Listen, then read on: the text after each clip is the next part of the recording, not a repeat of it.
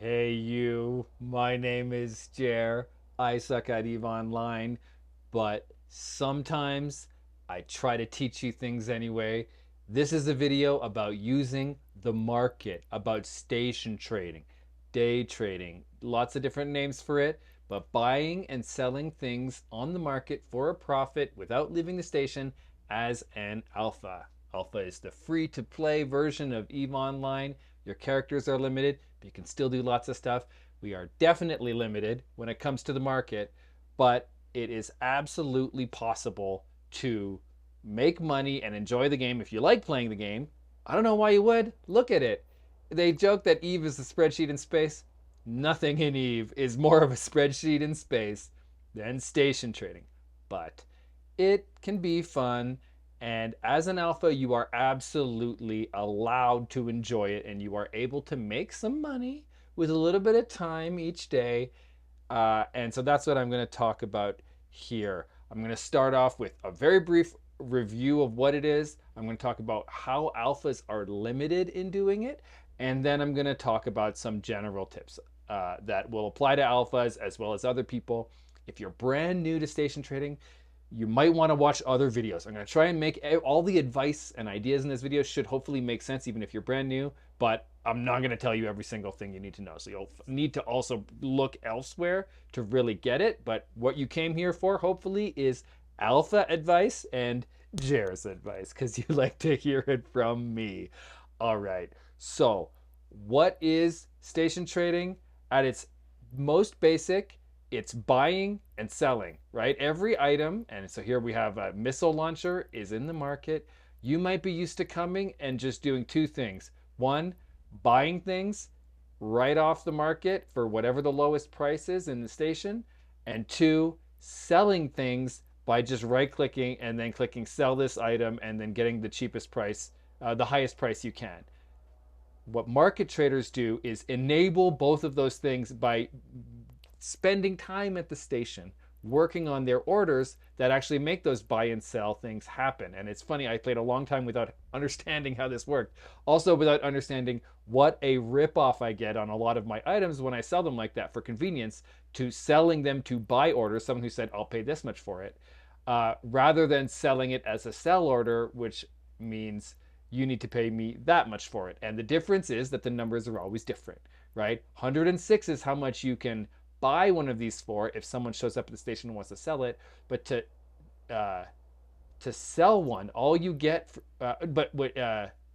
when you no when you buy one, you have to pay 289. When you sell one, you have to pay 106. It is trippy. I'm tripping up just talking about it.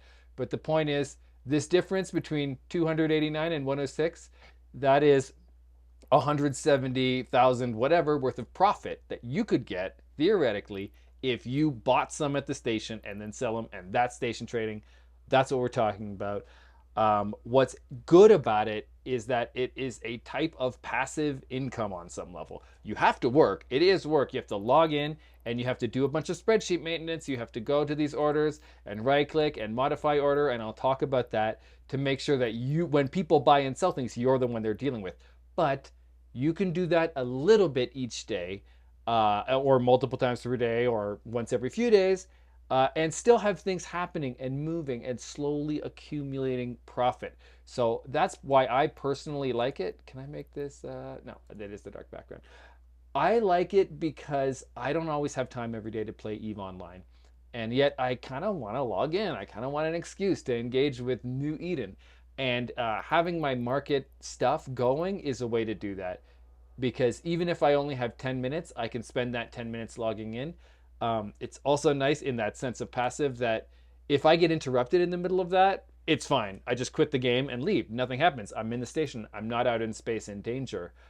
So it takes a very small amount of time and it also can be interrupted. So in times where I'm like, ooh, I have a little time to play, but I might have to go all of a sudden, you could still spend some time station training, improve your whole setup, walk away, and come back and see your profit later. And you'll usually get a little bit of profit, if not a lot.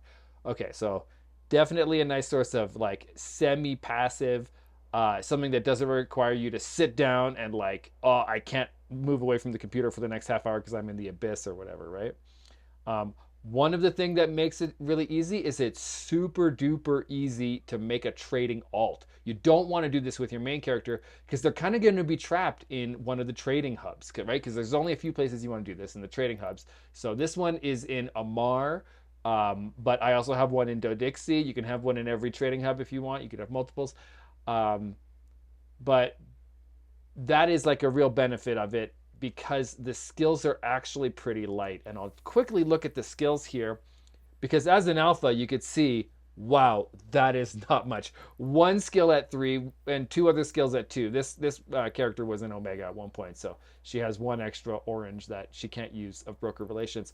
And I'll talk more about the actual skills, but geez Louise, whether you're omega or alpha, you can make a alt capable of doing trading in less than a day.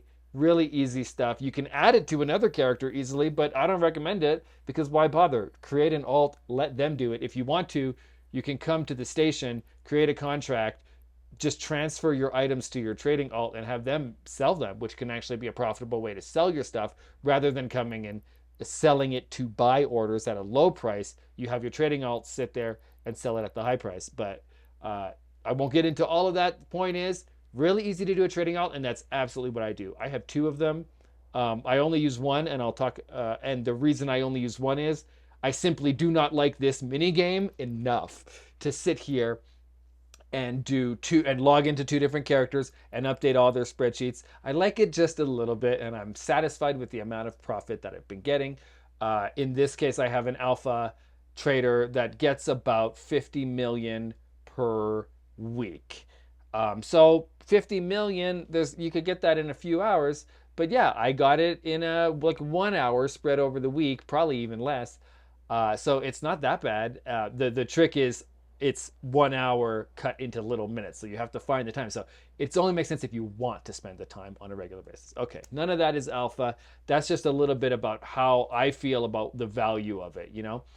Another argument, if you're using Omega trading, one argument is you can make incredible amounts of money. You could just make billions each month by sitting all day in somewhere like Jita, having like 100 different orders that you're shuffling around, and you start playing games where you buy everything of something, and then you sell it all at a higher price. And anyway, I won't get into all of that. We're talking about margin-based station trading, low scale for alphas. You're only going to have 17. So it is not the fastest way to make money. That's for sure. It's not the most reliable way to make money. But on top of whatever else you're doing, when you have a couple hours to do exploration or abyssals or whatever alpha safe activity you're doing, this is nice. Before you start doing all that, you log in for 5 minutes, you update your orders, and you just effectively made your 8 million for the day or whatever, you know? So that's how I look at it. Definitely it's for people who are patient at clicking around on spreadsheets and looking at text and looking at things like this chart, which honestly, you got to get to know this chart. Or even some even uglier websites that help you understand these charts. So it's not for everyone. So I just wanted to say that it's buying and selling. Oh, and one thing to think about is this is a form of PvP, and that's what makes it interesting. If it was just spreadsheets, I don't know, like a single player game about spreadsheets, I would never be interested in. But this is PvP because you are always in competition with other players. I put this for sale and to buy some more earlier, just a couple hours ago, and already look at all the people I'm competing with. This blue is me, and everyone else is people I'm competing with to sell my prototype Arbalest. And then there's one other person who's in competing with me to buy them. And that's kind of interesting. It's kind of exciting. It's kind of dynamic. Crazy things happen that you don't expect. You have to like make plans and then give up on them and change them and take a loss and cut your losses. And so there is something a lot more interesting than it seems about this, although fundamentally it's a spreadsheet and it's very boring. So good luck. All right. So that's that. We're buying, we're selling. What we're trying to do at all times is have the lowest price of something we're selling. So this 292,000 is not, I'm not winning at selling this because there's someone selling it for 288, and people will come and put an only ever so slightly lower price, and then they'll take up the space above you. So you always want to get to the top, And then the same thing for buyers. You want to buy it at the highest price available without making it too high. So it's at 105. Someone else says, well, if I buy it at 106, people will sell it to me and not you. And that's true. And so I would have to come, and what I would do in this situation, just to get it over with, 107, 000. So we have my order. It's still, I want to buy 14 of them. That's the quantity at the price 105, but I'm changing it. Now I'm going to sell it at 107. I'm going to buy it from 107,000, which will mean that I will be at the top.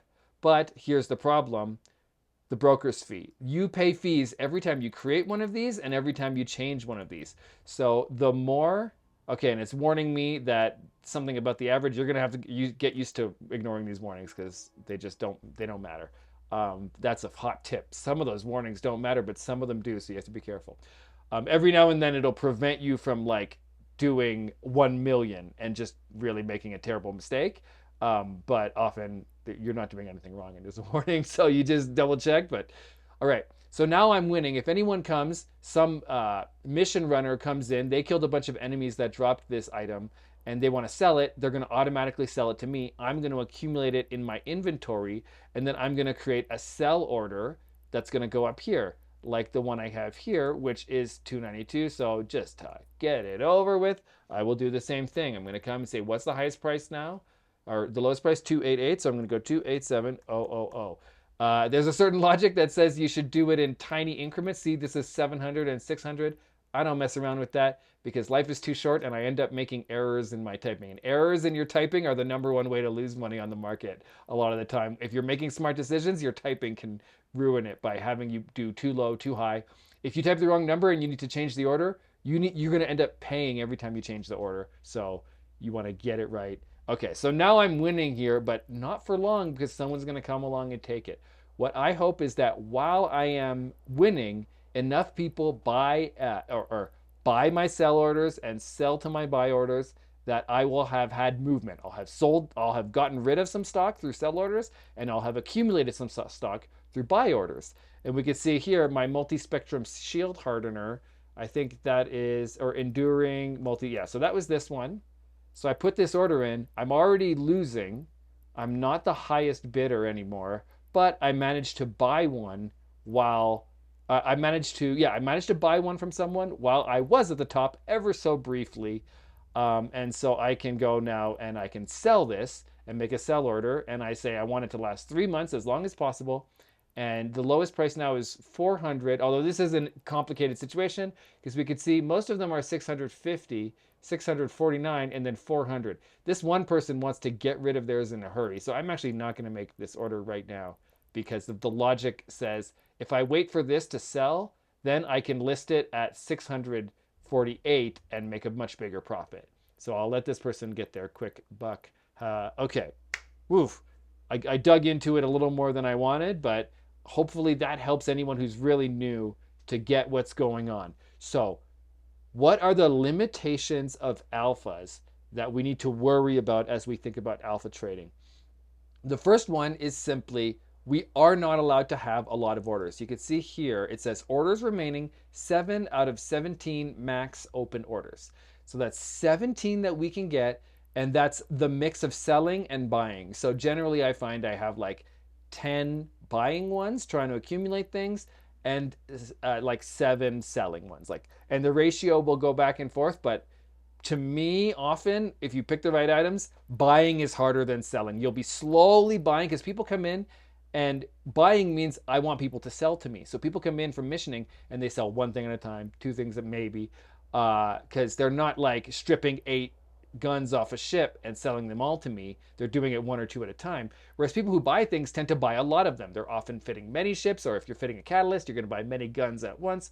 If people are coming in to buy filaments for Abyss, they tend to buy 10 at once, So you'll sell all your stock in one moment when you're at the top of the sellers. But as a buying order, you have to constantly make sure you're at the top because it's a slow trickle. Okay, so either way, 17. That's a major limitation.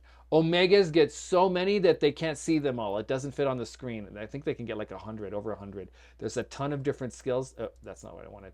There's a ton of different skills that affect it. So we need to survive with few. Now, This is a huge downside if what you want to be is the mogul who chomps on cigars and chuckles in the space station. But if you are just a casual player who wants to like noodle around a bit each day, I actually kind of loved 17. I have gone Omega. My other account, Belta Jair's account, is Omega right now because someone used my referral code. Thank you, people who used the referral code. If you want to create a new character or add 1 million free skill points to your character who's never been referred to before, go in the description of this video and get my referral code. You will get 1 million skill points, and I will get not much, but if you buy Plex and stuff, I'll get bonuses. So my other alt is temporarily Omega because of that. So they have more orders, and I'm kind of tempted to use them, but it also gets overwhelming. I'm sitting there and I'm like, okay, now it's 20 minutes of sitting here with my spreadsheet every day. So I kind of recommend everyone have a trade alpha and have a trading alt and make it an alpha because it's the right amount of spreadsheet game to hit the spot without burning yourself out. So there you go. 17, it's a downside. Actually, it's not a downside. What else? High tax rates. And there's a couple different ways you get taxed in the selling and buying orders.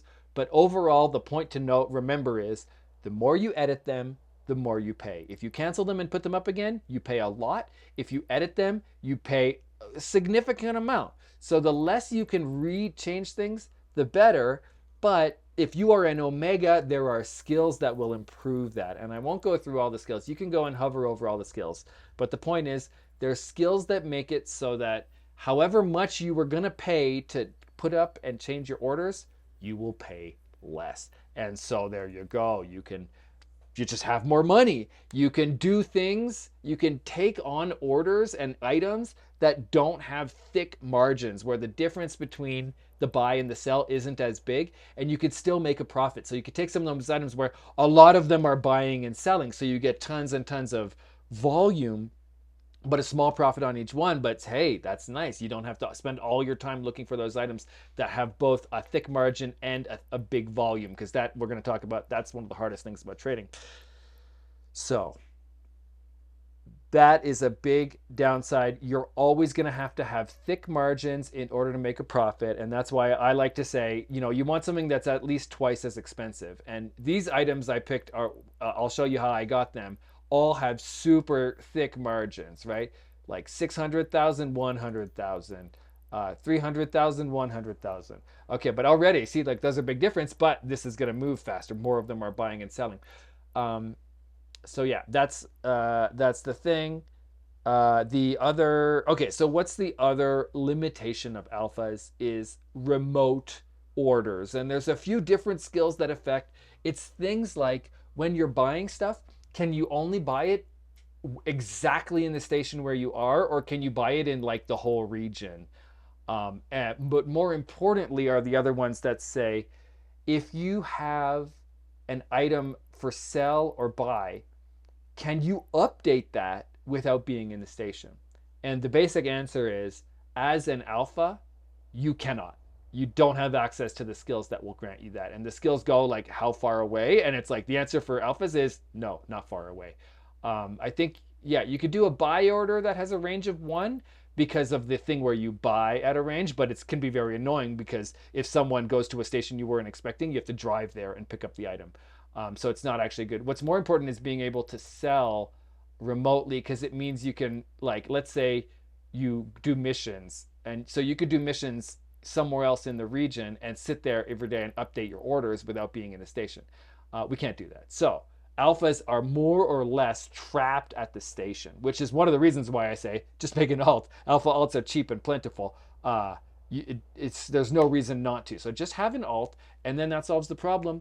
But it is a bummer because there's a variety of ways that you can use that, and I might talk about some as we go forward. All right, so solutions to this. How do we deal with these alpha limitations, assuming we find them limitations? Well, if you find that 17 orders isn't enough, have more than one alpha alt. Easy, done. They'll all have to pay high taxes, but you have, if you really want, you could have just create an account with 3 alpha traders. They all live in JITA and they just trade in different items. Or the recommended thing, so that you could potentially have the same items going in different stations, is to have one in Amar, one in Jita, and one in Dodixie, the 3 main trade hubs. And so that's one account that just does that. Oz Eve, who is a YouTuber I talked about in my best YouTube channels video, he promotes this idea of starting like that with those 3 and then getting to 1 billion and plexing your account, which is 2 billion down. He has a whole series of videos about that, and you can go find that. Oz Eve, I'll put a link in the description. And I just find that miserable. I'm like, oh my God, you're going to log in every day and you're going to have 3 different accounts and you're going to go update those 17 times 3, whatever that is. Doesn't sound good. But if it's what you want, then go do it. Go be you, and make all that profit and have all those orders. So anyway, that's an easy thing. Because it's so easy to have alts, I think we can get around it. High margins, like I said, high margins are the answer to your order fees. Whoa. If you focus on those items, you will still make a profit. It'll eat into your profit, but that's okay because we're alphas. And if we wanted maximum profit, we would just buy Plex and sell it for ISK, right? We're doing it for fun. So anyway, that's my idea. Also, because you only have 17 listings, you might as well go for the most profitable items. If I had to find 100 different items with great margins, I would have a much harder time than finding 17. Moving quickly and dumping orders is something that's alphas do that omegas wouldn't. So if I was an omega and I had a sell order, because sell orders are much more expensive to update than buy orders. So if I was an omega and my sell order was down, let's see if this one is down. Yeah, okay, I'm not on top, right? If I was an omega, I might say, you know what? I'm just gonna leave it. I'm gonna leave it until those 17 sell. I can be patient, and I have all this other work I can do. I have 100 different orders. I'm buying and selling half the items in the game. So why rush? Why rush? Whereas when you only have 17, something that's not doing anything is basically losing you money, right? Every slot should be giving you money every day. So if you're not buying or selling something, you might as well right click and cancel order. Especially if I started with 20 and I was down to 3 and it was losing, trying to clear out your orders from things that aren't making you money and walk away, right? In my, let's say this isn't exactly what's happening here, but in my trading, I have a station container that just holds stuff. And it's just items that I'm like, these items aren't good right now. I'm not going to bother with them. And that's an alpha strategy to make sure that your 17 are always making you money. Okay. And then finally, if you really want to, one thing to do is get into the long game, which applies also to omegas. But if you get into the long game where you, for example, buy a bunch of stuff and hold on to it and look at the price history and try to guess what's cheap now but will be expensive in the future so I can buy a ton of it and not sell it, like things that are way at the bottom of their curve, or in the opposite, making sure you don't buy anything expensive. That way, once you have lots of money, because you get to a point where I have 330 million, ideally as an investor, I would have all of that money moving around, make my money making money. But in this case, it's hard. It's actually hard to find items that will move, that won't end up because the more expensive something is, the higher the fees are. So if I say, I'm going to go buy items that cost 100 million each, it sounds good, but if I end up not selling it in the end, I will have lost millions worth of fees. So you have to be careful anyway. Okay, that's it. Alphas, that's my advice for making the most of alpha trading alts and getting around the limitations. So just live in the station. That deletes all the problems around remote orders and updating remote orders. Get high margin items and move them quickly and make sure each of your slots is making money for you so that you don't look back and say, I made 1 million all month. Why am I wasting my time? Okay, and then also high margins is one thing, and then the final one is big margins, right? In my other trading alt, the thing I found that works fairly well and has a nice balance is Fierce. So Fierce is just an example. Really? Why don't I have my filaments? I don't know what's going on. trade goods. Yeah, okay. So the filaments, okay, this is not a good example. Okay, so this is a fierce exotic filament. Things that cost millions, basically. Things that cost millions and yet still have a good margin. So 1.2 million versus 2 million. If I can buy and sell 10 of these, I'll have made millions. Whereas on the other hand, if you get an item, trying to see, I think I did take some cheap items here as an example. Okay, so for every 10 of these I sell, as good as it is to get 200,000, and this margin is great, 70 versus 29. Oh, no, basically 7 versus 29, right? That's how you got to start thinking like that. Um, it's still going to be slow. I'm going to have to move so many of these in order to make a big profit. So when you only have 17, find the most expensive items you can that are still moving, that are buying and selling steadily, and that have big margins. And you got to find the balance. But to me, an Omega, it makes a lot more sense to deal in small items with big margins because you have so many orders that it's okay if some of them are kind of stale. You have more orders than you can basically uh, bother to update and fuss over each day. All right. So, part 3, whatever part this is, tips about how to actually make money. So, this is not about alphas. This will apply to everyone. How do you find the items that are good? So, the first thing you have to know is that there's almost like half, most, I'm not sure exactly, tons and tons of items are horrible for trading and you should never trade them. And the way to know those is here. We can just go to mining lasers as an example. Um, any item that can be produced by industry is worthless. Okay, this 4,000 and 6,000. Okay, clearly that's worthless. It's tiny amounts, tiny margins. There's no reason to mess around with this item. But more importantly, if we go to information and then under information, right, you go to the industry tab, you can see the blueprint. And so if there's a blueprint, especially if it's a one, a T1 basic item, no one is selling it the way you want. The people who are selling it because they produced it, and they're going to sell it like this, right? They're not going to sell it on to buy orders because that's a bad deal. Although in this case, it hardly makes sense. I'm sure no one is building miner ones. That's a terrible example. On the other hand, what you have are the items which are looted, the items that are created by the game itself and then distributed randomly to people. And you can usually tell them, and I can't get into the whole thing, but you can usually tell them by their funny names. EPS Gaussian Scoped Mining Laser, and the YT8 Micro Warp Drive, and the words like scoped and restrained and things like that indicate a meta item. And so if I go to industry on the EPS Gaussian, it says reprocessed materials. So if I recycle this into minerals, I get something, but there's no way to produce it. The only way to produce it is I don't know where these come from. Honestly, there's some rat in the game that drops these mining lasers, I guess. That's funny because we're like, what? Low, like level 1. Anyway, that's the thing. This is the kind of thing, see, 2 and 7, right? All of a sudden, there's a good one, and people are actually going to use the buy orders. So if you are messing around with, anything like is ship equipment. So if I go to turrets, right? I like to hang around in turrets. I find turrets is useful. So if I go to medium blasters, right, heavy neutron blaster 1, this is a terrible place. These are not going to get used very often. The only people selling these are probably going to be people who are getting rid of an old ship, whereas the anode neutron particle blaster, right? Look here. Okay, none.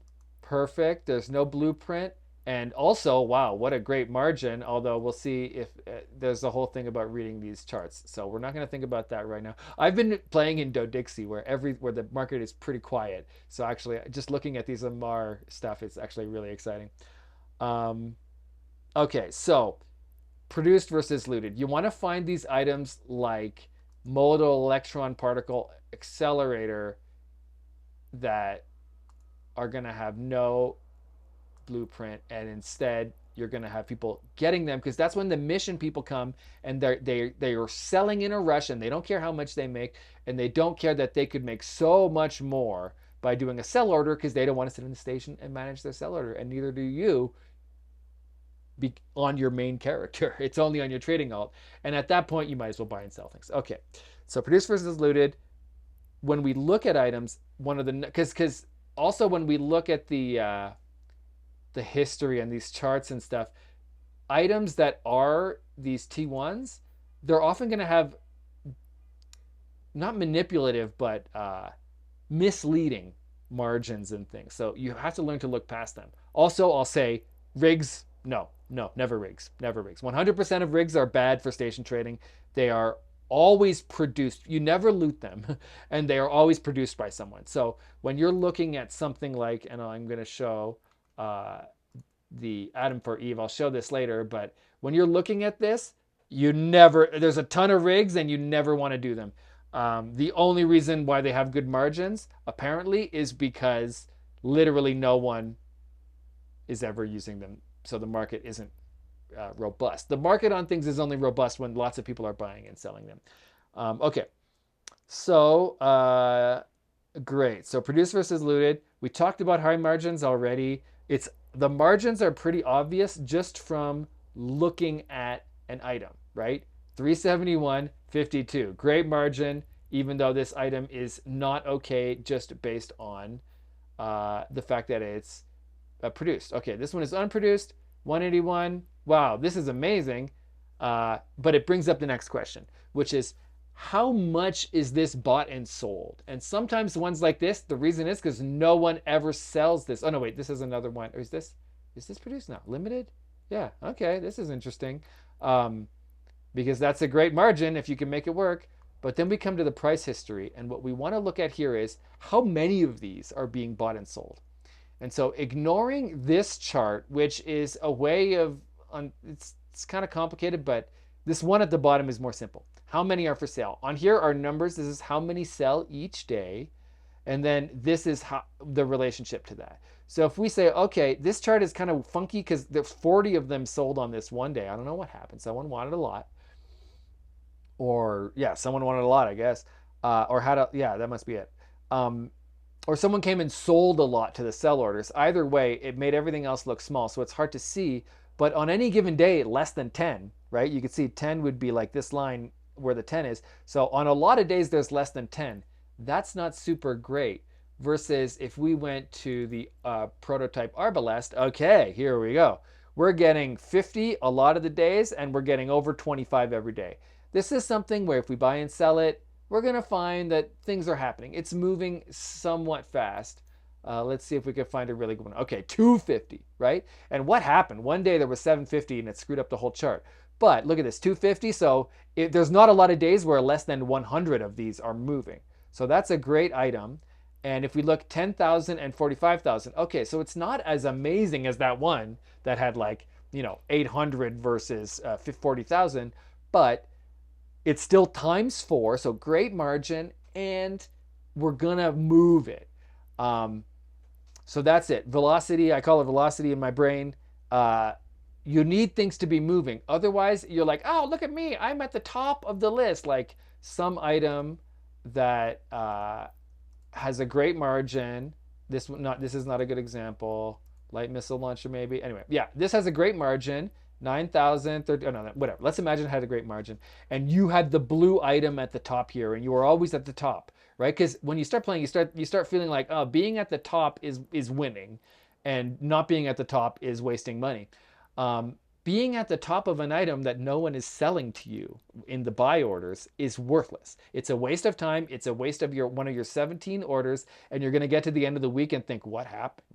You're not going to waste money updating it, but the reason is because it's worthless. No one is selling that. So you have to learn to use this price history to see how many of these are selling, and it also affects when you do a buy order, how many you ask to buy. So here I asked to buy 20, and we can see here 20 out of 20. I didn't sell any before other people came, updated their orders, and now they're beating me.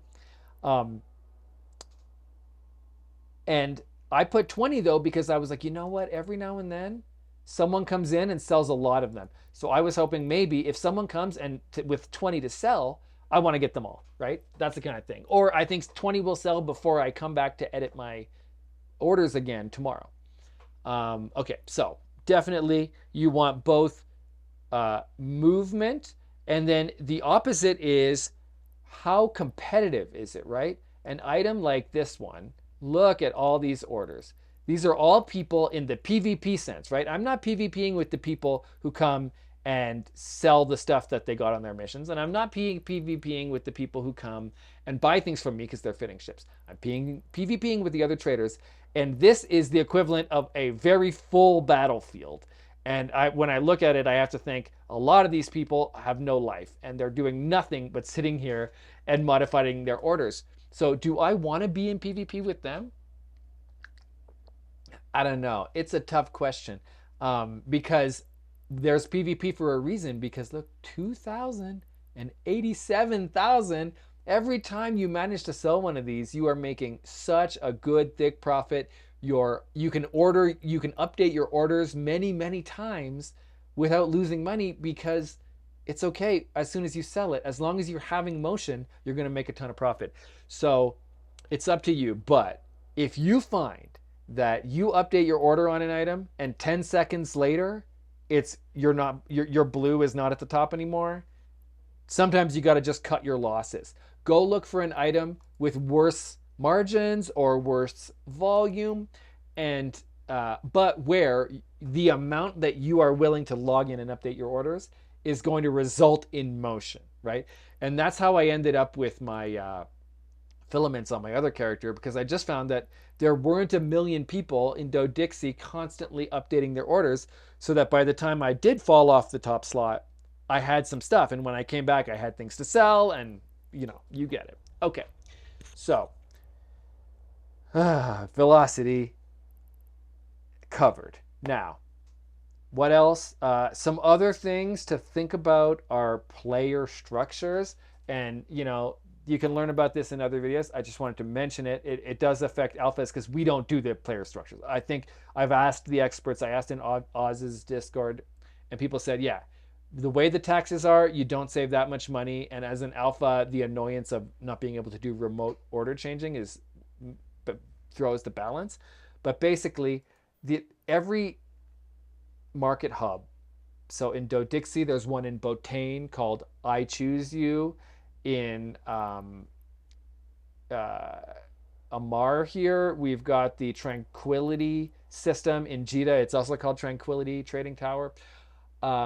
Basically, this is a station one system over. They can't build stations in Amar and Jita because of game mechanics. So they build one over. And in a player-owned station, you can have a market, and the player who owns it controls the taxes and the fees. And basically, they set the fees as low as possible and then see how much money they can make. And apparently, you can make money that way. So people go and they put their buy orders in that. So you don't see it so much in the sell orders because people buying things and thus using the sell orders to buy things, they want the item right away. They don't want to have to drive one system over to pick up their item, right? They're often fitting a ship and things like that. So you do your sells usually in the main market hub, but by creating a buy order one jump away in the Tranquility or the I Choose You, you have lower fees on your buy orders, and you can just do jumps one. So that means people, when you are selling things, and if you don't pay attention to the market, you don't even notice. You just right-click sell, and it automatically does this. You'll sell to someone who put the order further away, and then what they do is every now and then they just drive over to the hub, take what they've bought, which is almost all in the hub, even though their orders were put in one jump away, and then they sell it in the hub. So it's kind of a complication that if you're an Omega, you want to potentially think about, because if you're doing a lot of orders, it can make a big difference to have the lower fees. It used to be a lot more important. It used to be you would have come here and seen almost all of them where it would have been in ASAP. But CCP basically rebalanced it and nerfed that whole thing by basically just lowering the fees in general. So in the NPC stations, in the market hubs themselves, you no longer pay a lot of fees. It's pretty manageable. And so there's not the motivation to go there is just so much less. And to me, the simplicity of being in one station is all I want. I don't want anything else. But if you want complications like that, to be driving back and forth every now and then, you can learn about using the Tranquility Trading Tower stuff.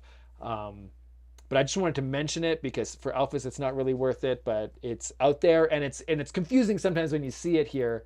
This like things that are one jump away, like uh, why is it one jump away? Am I competing with it? And the answer is yes. If you're a seller and you see things like 7 and 10, you don't have to compete with those. If I'm selling in Amar, I just need to make it 86 here to beat the 87. I don't have to go to 75 because this is 7 jumps away. Someone buying one of these missile launchers, like, are they going to drive 7 systems away just to get 10,000? They're not even going to go to a different station, right? If it said system here, that would mean a different station in the system, and people don't even want that. Everyone wants it to be at the exact station of the trading hub, and for buying things. For selling things, they don't care as long as you're willing to buy it. Okay, so that's that. We probably don't have to worry about it other than knowing whether or not you're competing with them.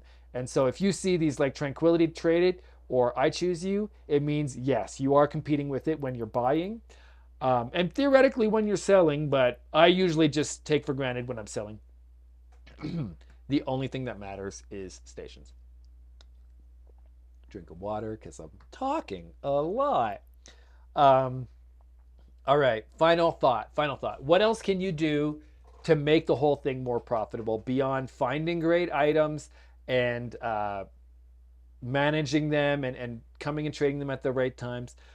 You can lower your fees by having good standings with the NPC faction that owns the station. So right now I am at Amar Station, Throne Worlds, Emperor Family. How do I get there? Corporation, Emperor. What is my standings? Is negative. Oh, I wonder what I did. I guess when I was Galente, I killed some Amar. I don't know. But it's part of the Amar. Standings with Amar is minus 0.4. Wow, this is... I didn't think of this. That's actually really bad. That's terrible. I shouldn't be trading here because my standings are bad and that makes my fees are higher. So if I was in Galente, I think I probably have okay standings with Galente, my fees would be lower. So what can you do? If you pick a state, well, for one, don't go to a random station. Like I was Galente and I moved here for a mining corp. Don't want to get into it. Do it where you were born, and at least if you're a brand new character, you'll have neutral standings. At least doing things that improve your standings would be good. So the fastest ways, that's a whole thing you can look up, is like how to improve your standings. The fastest ways to improve your standings are the career missions. If you go do the career missions and then go to your nearest trade hub from where you were born, you will start off with a nice bump. You can do the career missions a couple of times because there's different places for each of the empires that have the career missions. So you could do them multiple times and then gain a bunch of it if you're willing to grind that out. There's a thing called the Sisters of Eve Epic Arc that you can look up. That's a series of missions, and the nice thing about it is that at the very end, there's a point where it's like, pick an empire, basically. And then you pick one and you get a bunch of standings by finishing all the missions. When you finish the missions, you get standings with them. It's a great way to grind standings. You can do it once every 3 months. So if you're really into this, getting your margins even thicker or thinner, or however you would say it, lowering your taxes in a given station, you can go do that Sisters of Eve Epic Arc, which takes like 3 or 4 hours once every 3 months, and you'll slowly get your standings up. Other than that, you can also just do missions. If you do missions for that empire, you will slowly gain standings, although pretty slowly, because you have to do that anyway. I look up standings. That's a whole issue. It has nothing to do with alphas in particular, but it's another way to make up on some level as an alpha for the fact that you can't just cheat like the omegas do and make everything easier by buying skills. I'm joking around. Omegas aren't cheating, but I'm also serious. Alphas play on hard mode because we can't just buy our skills. So, okay. Some very small tips. I will put away my 2 things. So one tip is when you turn on the game, you're going to have the market orders on the Neocom. The regional market is on the Neocom. The market orders is not. So you're going to have to go to the Neocom and then finance and then market orders, but just drag it, click it and drag it over here. That's what I did. That way it's always there. For some reason, when you come back, the market is open if it was opened when you quit, but not the market order. So you always have to open it. There you go.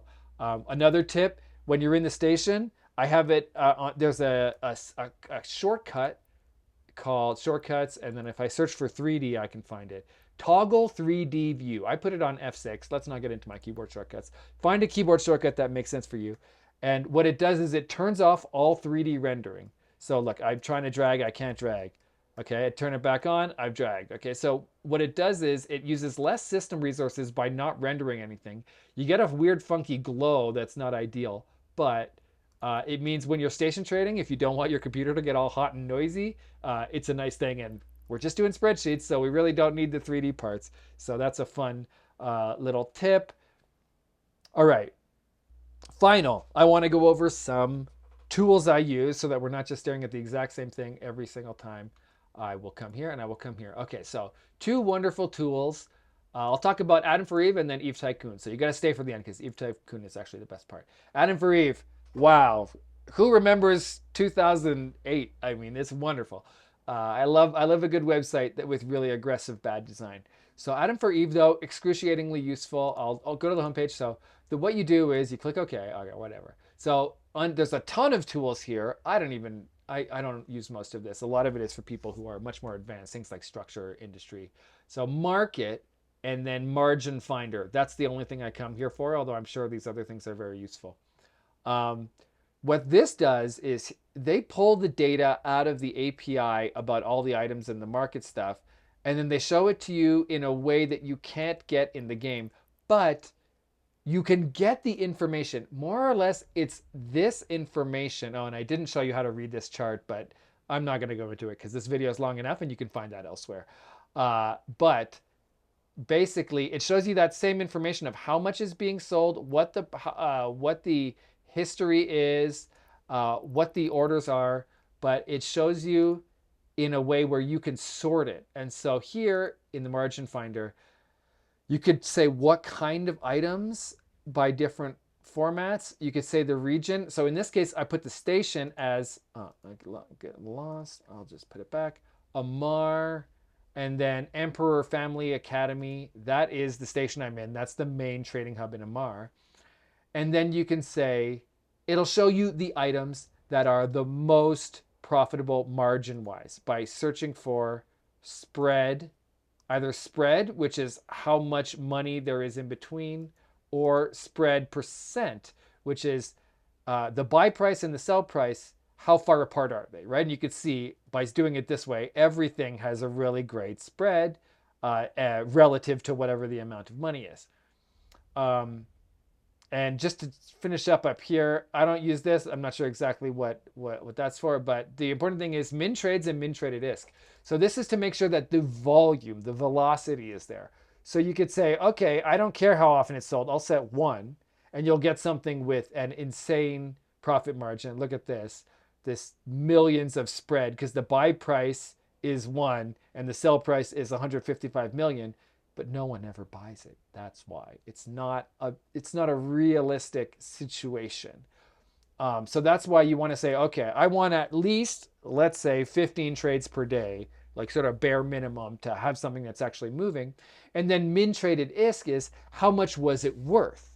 So you could say, okay, I want something with 200 trades per day, and I don't care how much it costs. But by putting min traded ISK, you're saying, I want something where at least 10 million ISK worth of it is being bought and sold each day. That way I can make a profit, right? If the margin is 10,000%, but and it costs 1 ISK, you might still only have a maximum of whatever 1,000 ISK you can make each day on it. So I tend to play with these. You know, you might put it at 40 and have a lower min traded ISK, or I don't know. Anyway, you can mess around with these to find items that actually make sense to you. The problem here, my biggest problem is there's no way to hide, or what is this? Does this hide things? Not logged in. Maybe if you log in, you can control it, but I wish I could say, don't show me produced items, or at least don't show me rigs, because a lot of rigs are in here, gravity capacitor upgrade, and you got to learn to ignore them. But you can scout through here and find things like type D restrained nanofiber structure. That's a valid item. It's 60 and 950. All right, there's 50 trades per day. That's great. One of the things you can use this for is to see, okay, there's 50 trades per day. That's great. But look, small gravity capacitor upgrade has 21 upgrade trades per day. Perfect. But wait, it's a rig. And the problem is that they are all buy. And we can see here, this is so confusing. S2B and BFS. But basically, that's sales. Confirmed 7-day average sell volume to buy orders. And whereas this is buy orders. This is confirmed 7-day average buy volume. So if we look at the gravity capacitor upgrade, there's no one selling, but there's people buying.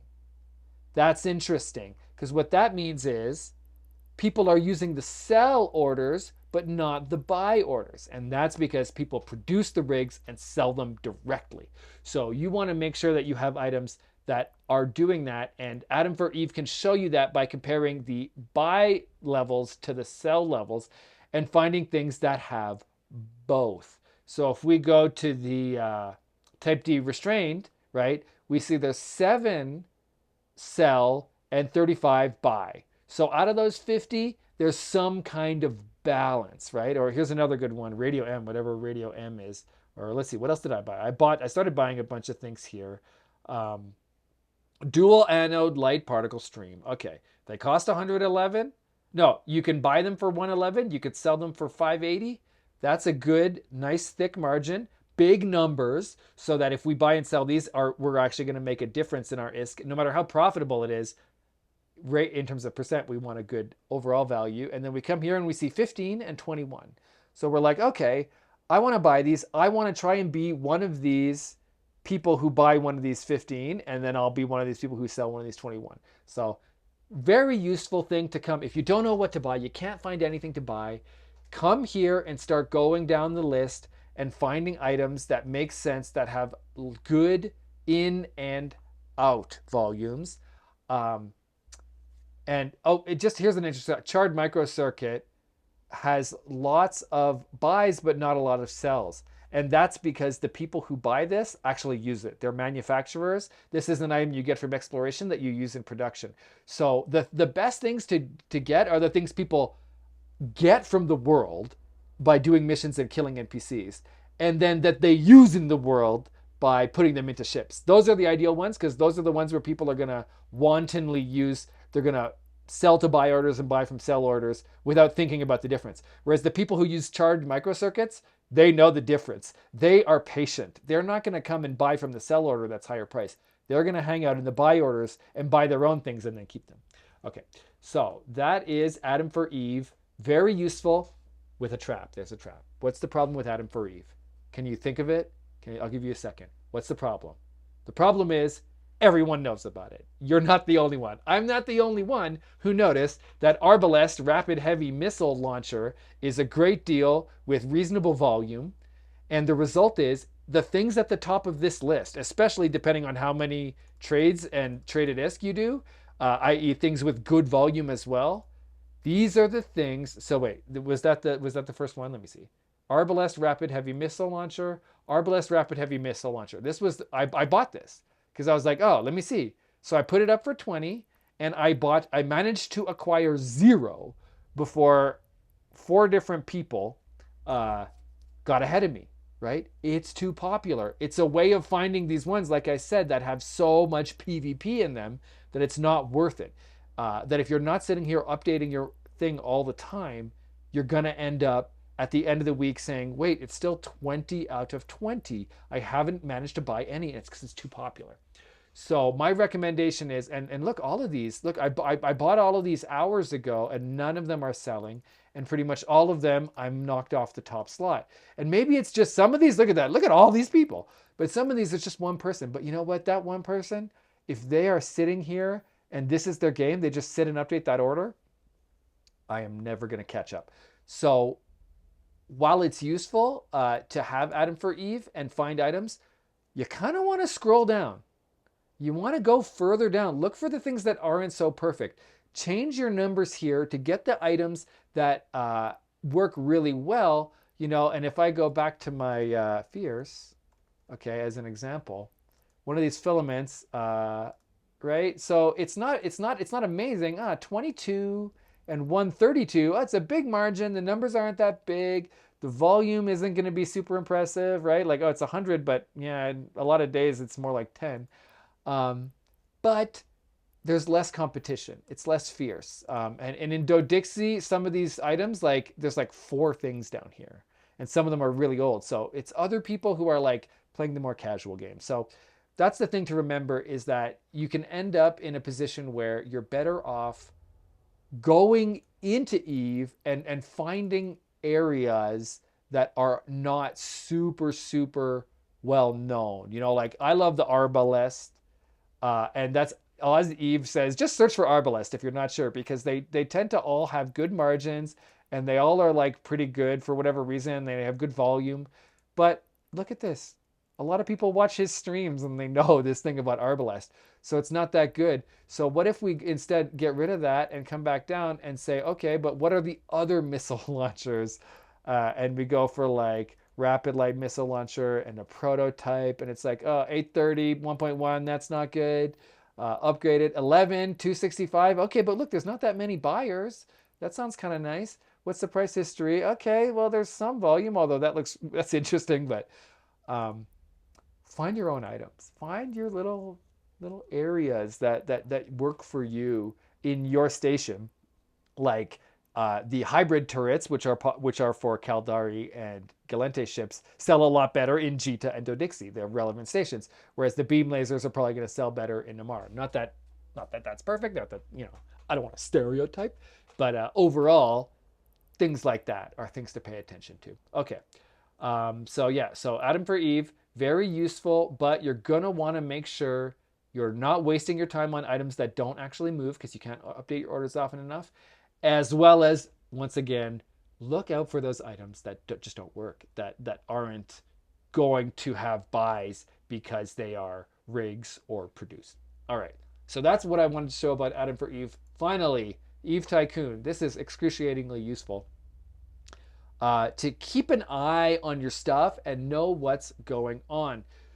So I don't have this set up for the character we were just looking at, Earthling Ibu. This is Ada Ibu, my trading op. This is the one that's currently on Omega, so it's got a lot of orders. It's got more than 17 right now.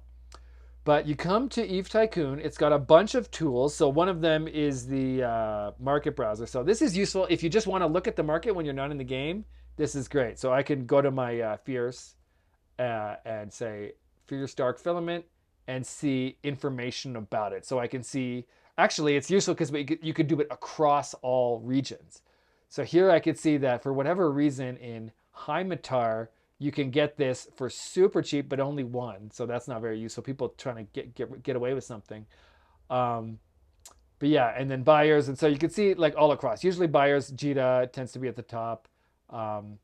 Okay, but you can also do show history. And then this gives you a chart. Wait, my thing is too big. A chart more or less like the one we saw in game, that helps you assess how valuable is this and try to analyze it. And I won't try and go into all of this. I just wanted to point out, even if you don't use it the way I'm showing you now, that's useful. But if you log in with your character, it pulls in your API on a regular basis, and there's a free version that I'm using, and tells you how you're doing. So I can see that over the last 30 days, I have had rolling trade profit 195 million. That's how much I made over the last 30 days, which is actually looks really good when you look at it like that, right? Of logging in and playing like 5 to 10 minutes a day. I got 530 million worth of income. So that's how much I sold, but I paid 264 for stuff, right? So that's normal, right? But that means like it's a 2 to 1. So that's not bad at all. I'm moving and I'm making money. This is interesting. Sales tax and broker fees. This is how much I paid for my orders and updating my orders. And at one point, I was trying to sell I had my filaments, but they weren't selling because of some recent changes in the game that made no one using Abyss for a little while. They were all doing a special event. And so I was updating my orders a lot and not selling anything. And so my income was really being destroyed. I didn't make any profit for a couple days because I was updating my fees were more than my income, essentially. So you want to watch this and make sure it all makes sense, because my profit is 195. That's 530 minus 264 minus 33 minus 37, right? And so just this is really useful to see, am I updating my orders too much, right? If this number is bigger over time, like if you say, I like looking at last 30 and last 7, all time and last day you have to pay, but last 30 and last 7 are free. So I can say, okay, my ratio of income to taxes and fees, is it getting worse compared to before, or is it getting better? And I don't know, this math is not, maybe there's somewhere actually I can see.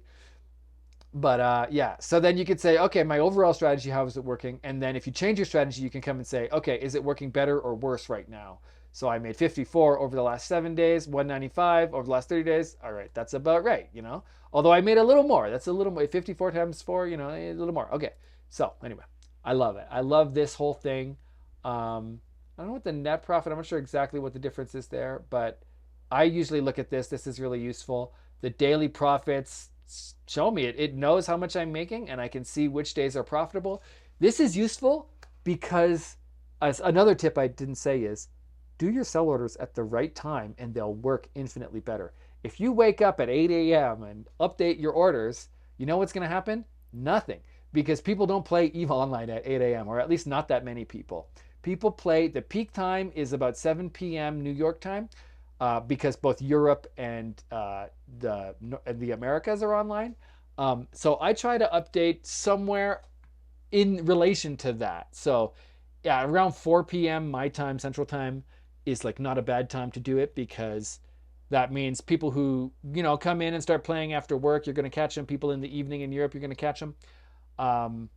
If you do it late at night, it's basically like doing it in the morning. Although sometimes I think I catch people in like other continents on some level, because if you do it late at night, the benefit is the other people you're competing with on the market PvP aren't online. The problem is neither are the people buying and selling. So there's like a balance. And what you want to do is figure out when is the time that your clients, whoever they are online, and then do it then. And also when your opponents are offline, I have a theory that there's a lot of people updating their orders while they're at work. And so during the day, not only are there less people playing the actual game, doing, not the actual game, this is the actual game, but there's less people doing missions and abyssals and buying and selling the items to use.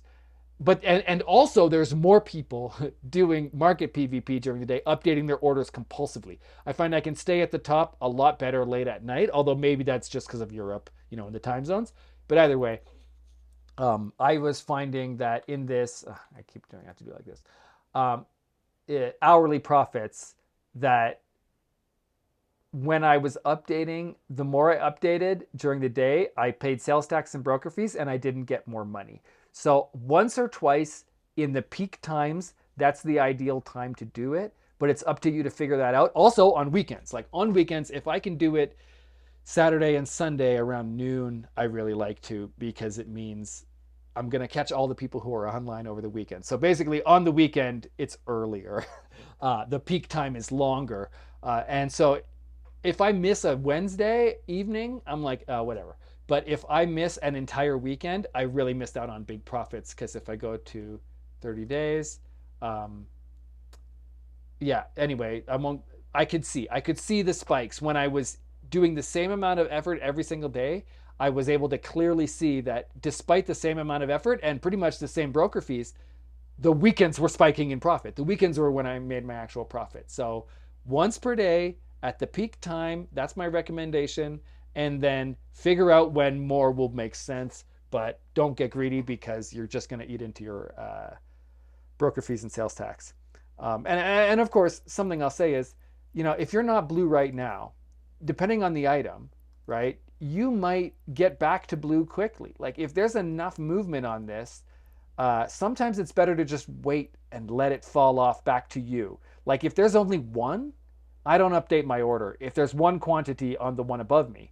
I don't update my order, one person is going to buy that and then I'll be next and I won't have paid broker fees, especially on expensive items, right? Um, Versus if there's 17, if I have one and they have 17, then it's way better for me to update it, because for them to update it, they're going to have to update in scale to 17, whereas you update in scale to the overall combination of quantity and price. So yeah, there's a whole meta game around that. Oh my god, I can't explain all of that. All right, so we'll finish off with this. What else is there? Market orders. This is really useful. So this knows all your orders, and what's great about it is it's a perfect way if you're not logged in and you're like, do I need to log in? I don't really want to open it up, and my computer will get hot and all that. So oh no, this one. You can come here and say refresh orders and refresh prices. Hopefully it'll work. Okay. And I can see that this character is not doing well, right? The green means your blue is at the top, right? It means you're succeeding and people buying and selling this will end up buying and selling it from you. Red means undercut. So I can come and see, okay, it's the weekend, things are moving. Now is a good time to log in and update all these orders to try and make sure I harvest my profit. Sometimes it'll be Thursday and I'll be like, I'm kind of busy, but maybe I can log in, and I'll look and it's like 2/3 green and my really profitable items are still green. And I'm like, I'll leave it alone. I don't need that hassle right now. So yeah, just really, really helpful. And actually it's better than the in-game one. Cause look, if you look at the in-game one, I like, maybe am I wrong? I don't think there's any way to see in this list. You have to come here and just click on one after another and check if you're at the top, and it gives me carpal tunnel. So sometimes I'll actually come here, and if there's only a couple but they're profitable, I'll put this on my second monitor and use it to find the ones to update instead of clicking on them all. So honestly, I really wish CCP would update EVE Online to give this indication. Are you currently on top with that item? That would be so useful. And it's so reasonable, right? In real life, that's how it would work. Trade profits. This kind of lists each item as it goes through, as you sell it, as you buy and sell it, and shows you how much you bought it for and how much it's sold for. So it's a way of analyzing your margins and things and seeing what happens. So we could see this one, that's bad. I should be careful about this one. And I think this is one I actually got out of. Like some of these, you're like, sometimes after you buy something, the price goes down or up and it stops being profitable. So you're like, okay, I'm selling this even though I'm actually selling it for less than I bought it for. Someone will come in and just say, oh, I'm selling 1,000 of these for 100,000 instead of 745, and they just screw up the whole market. And so one thing, you could put it away, you put it in a station container, and then you sell it later when the price goes back up, or you just dump it and move on. And so anyway, you'll see things like that. One important thing to note, ignore profit. This is really good because, right, these profit calculations will get all screwed up if you, for example, sell some Plex, sell some cerebral accelerators you got, sell a ship that you had that you don't need anymore. So you can come in the trade profits and click ignore profit, and then it won't apply. Like I had a skin I sold and I clicked ignore profit, and that way it doesn't give you a misleading sense of what's going on up here. Okay, there's all kinds of stuff. If you're doing industry, manufacturing, it's all in here. It's incredible, but we're not talking about right now. Contracts. Okay, so the other thing is item. In the overview, if you come down, just scroll down a little bit, and you get the trade profits. This is really good. This shows you all your different items and how much you made on them. So if I look at the last 7 days on this character, I could see here, the fierce exotic filaments. I should not give up. I've done 10 million just on those. And then this specific Gauss gun and stuff. And then I scroll down and say, okay, what are all these things? I am wasting my time. I am wasting my slots on something if it's only giving me less than 1 million per 7 days, right? So I should strongly consider getting rid of these and not bothering with them. So that's really useful. And of course, anything that's negative, get rid of it. Sometimes, be careful. If you just started dealing with something, then it's not going to be profitable, right? You have to accumulate them and you have to sell them. So potentially something brand new will show as negative because you paid fees for it, but you didn't sell it yet. But so pay attention to how long you've been dealing with something. But if you've been trying to make something work and it's like under 1 million and you're an alpha, for sure, get out of there. Find these things that are high value, either from high volume or from very high combination of margin and overall price. And then this chart shows you your broker fees. So yeah, so here's a day where I didn't log in and it went down, obviously. Um, but yeah, so this is really useful too. I don't know. I'm not super good at reading this one, but I'm sure it's useful too. So all right, market orders, transactions. Yeah, okay. So this is just another way to see exactly what has happened. So if you want to say, are people buying and selling my stuff? Like separate from looking at the market orders is what's being sold at any given time. You could see just the individual list of what's being sold and what the prices are. So that's useful. You can also get this in an app called Neocom, which I have, and I can open it up. It's an iPhone app and Android app, but on Mac you can run your iPhone apps. So here, if I come here and say Ada Ibu, um, so normally you would see it like this. It would be on your phone, just this left column, and there's market orders. And I use this. So I could see, I could see my market orders, so I could look at them. And although it's not very good at showing you, am I at the top, like am I blue or not? But wallet transactions, this is what I use it for. So I could open up this when I'm bored and looking at my phone and just see what, it's the same list as what we saw in the background of what's bought and sold. And I like this because I don't know. I can open it up before bed and look and say, oh, those dual prototype Gauss guns are selling, and I smile. Or sometimes I open it up and I'm like, oh, nothing sold. I spent all that money on broker fees and nothing sold. Anyway, so that's a little just tip to have fun. Well, hi, I'm Jerry and I suck at EVE Online, and you've just apparently listened to me talk about trading for a long time. This is my game that I play. I would not play this by itself. Obviously, I play it because I'm into EVE Online and I like logging in and getting my rewards and having something to do. But it is fun. And honestly, this is the thing I play the most, in the sense that I play it every day. I play it every single day pretty much. And it gives me something. And so I have some experience, and I hope it was helpful to you. Hey, if you like guides for alphas, like and subscribe to support me and the algorithm. If you like this long rambling thing, if you're an Omega and you listen to this anyway because you just like people talking about Eve, hey, subscribe. I love to talk about Eve, as you could tell, and I'm going to make more videos. So with that, I will say goodbye. Hey, get out in space. Don't just stay in the station. Get out in space, but also enjoy the game however you like and make it fit in your life. That's what's important. So make it fit in your life. Have fun. I love you. Bye-bye.